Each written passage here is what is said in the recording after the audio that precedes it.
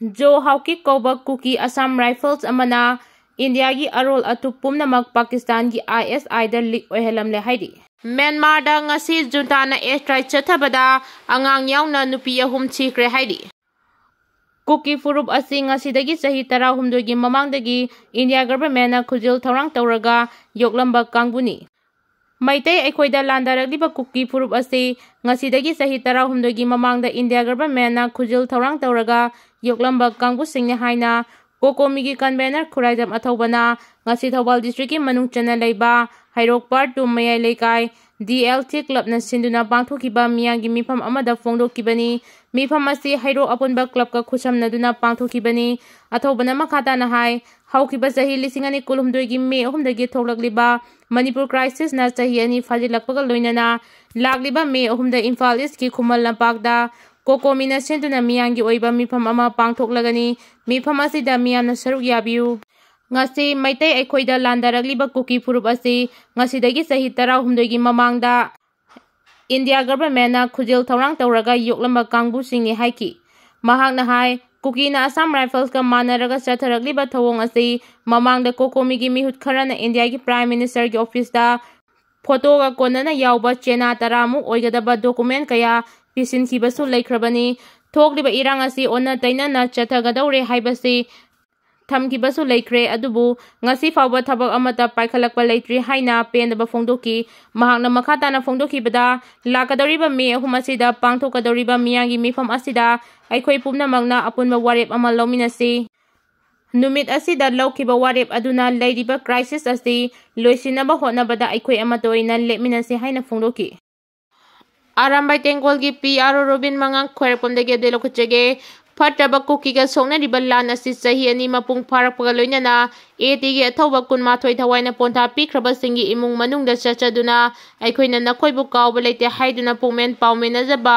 इनंगनकपा वांखै कोंगपालदगी हौरकपदुना हौजिक इथम मोइरांग पुरेल यौजरे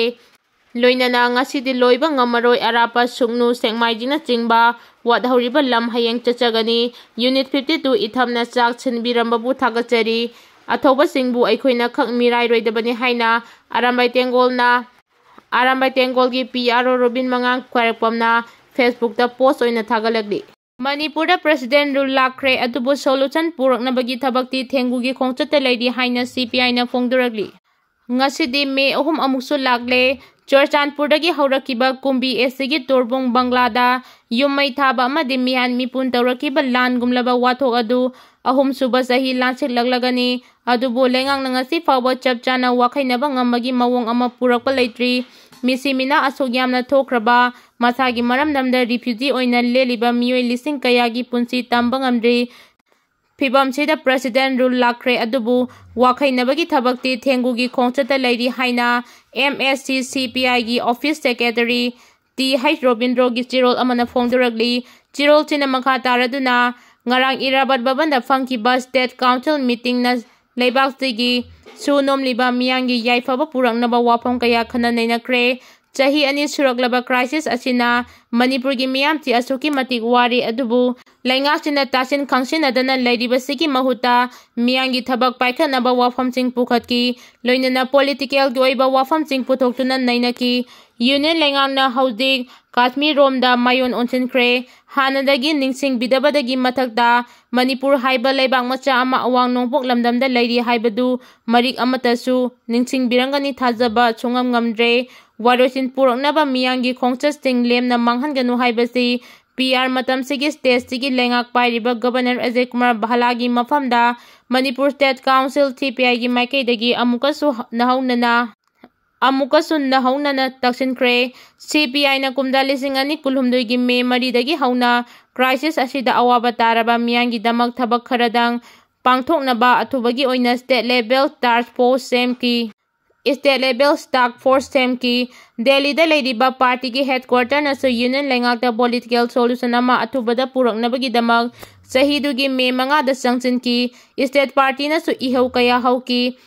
peace committee semnaba amadi Delhi da movement chatharai party ke general secretary yauba high level team Manipur da ahumlak laki amasong all India gi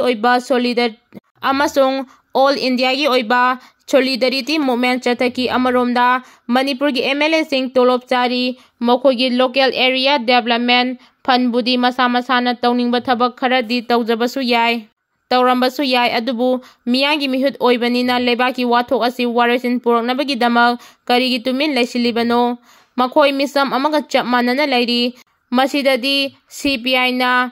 Press Mandate Tauro, Assembly Election Tauro, Anoba Lengak Aman Laknaba Tauro Haina, Taksin Kibasi Tabak Oina Pangtok Triba Fawa, Taksin Kigani,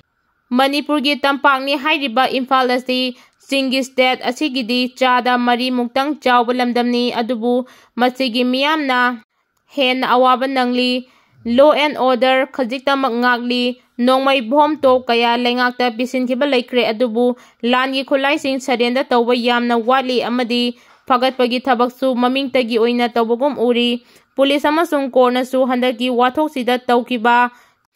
FIR Lising Kaya, Masi Lengdri Haibatai, CPI Gi Sengmai Local Gi Secretary Oiramba,